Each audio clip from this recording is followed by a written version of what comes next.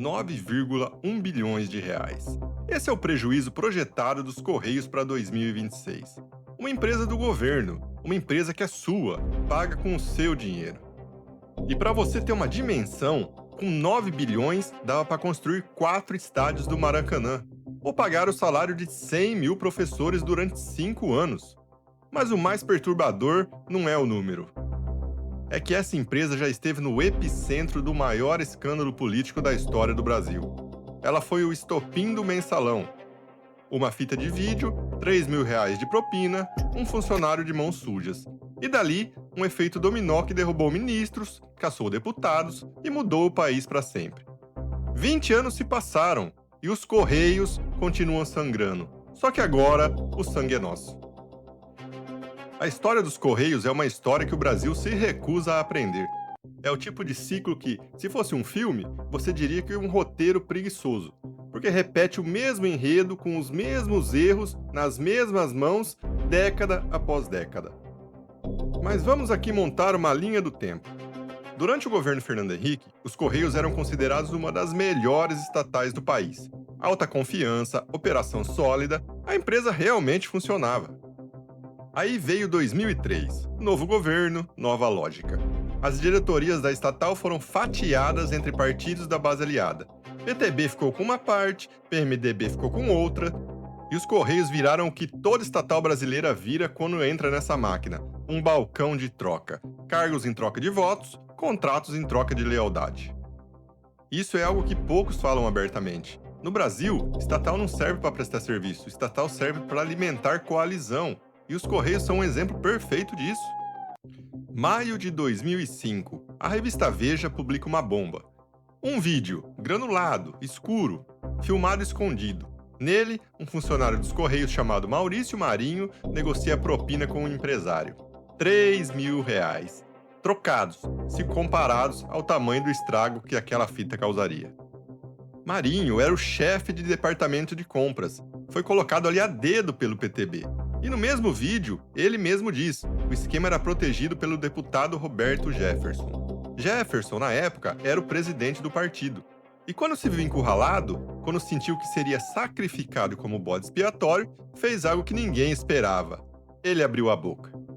Foi numa entrevista à Folha de São Paulo que Roberto Jefferson usou pela primeira vez a palavra que definiria uma era: mensalão.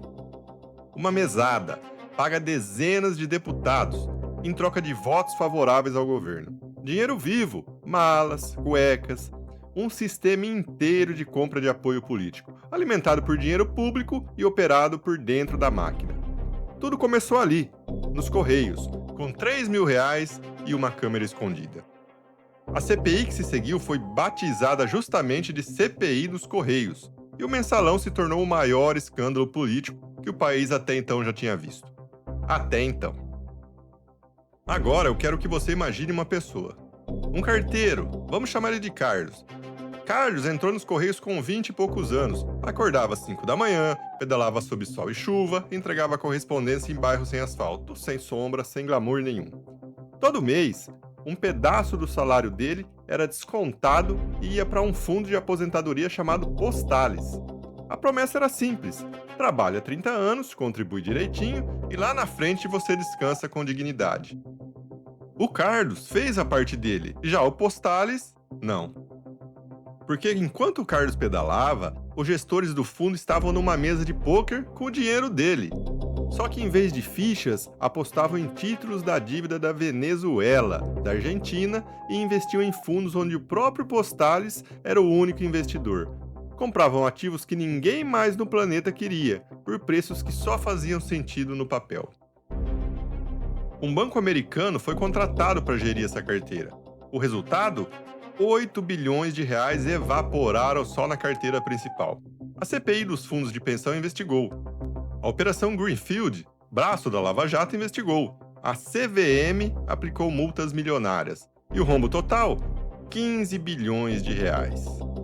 Agora vem a parte que dói. Pela lei, metade desse prejuízo é dos Correios. E a outra metade é do Carlos e de todos os outros 90 mil funcionários aposentados e pensionistas que confiaram no sistema. Desconto de mais de 23% no contra-cheque, para sempre.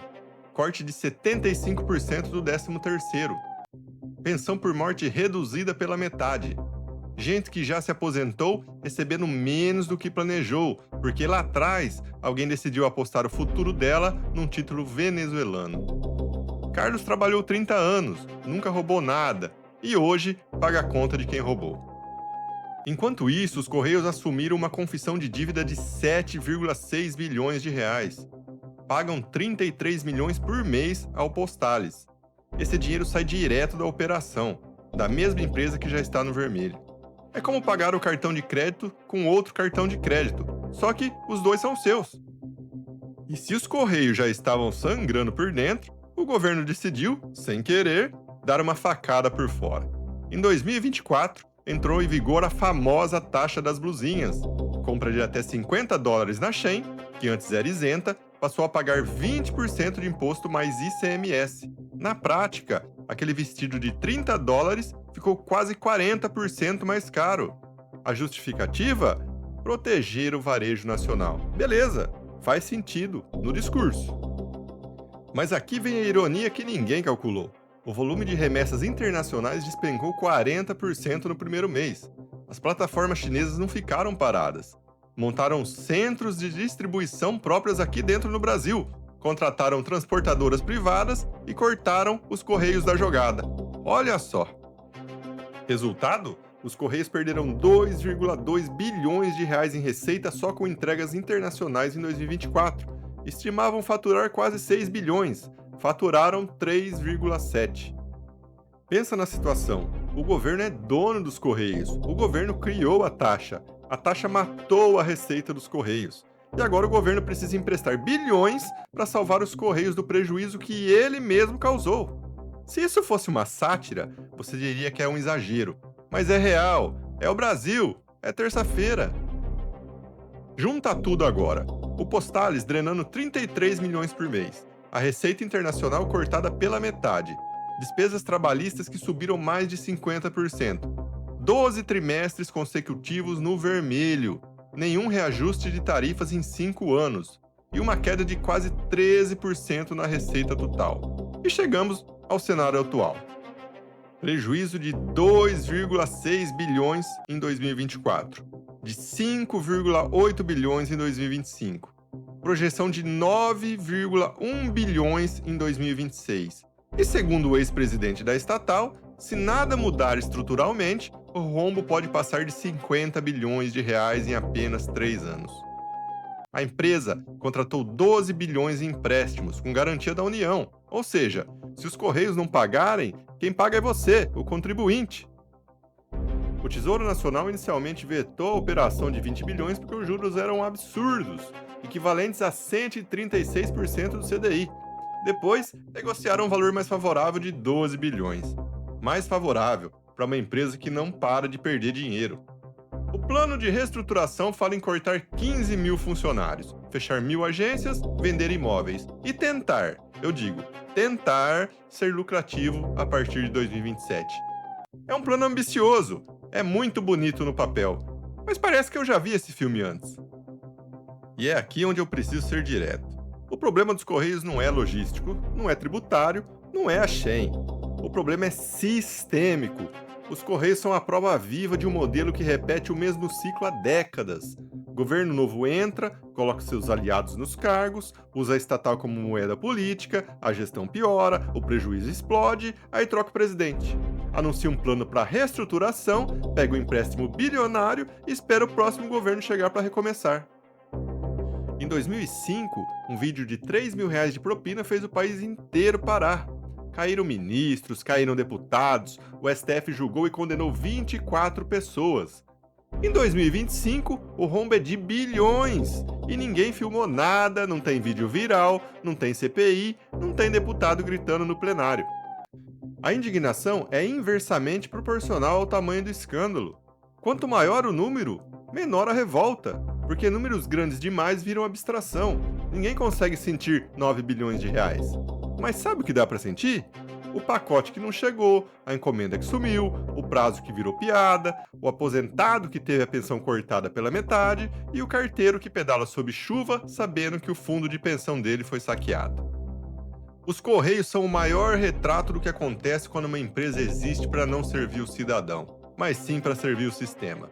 Em 2005, uma propina de R$ 3.000 derrubou o governo. Em 2026, um rombo de 9 bilhões de reais não derruba nem uma manchete de jornal. E a pergunta que fica é muito simples: quantos bilhões a mais vão precisar desaparecer antes de alguém decidir que esse ciclo precisa acabar? Porque até agora, a única coisa que os Correios entregaram com pontualidade é o prejuízo. Mas e você? Acha que os Correios deveriam ser privatizados ou o problema está em quem os controla? Comenta aqui embaixo.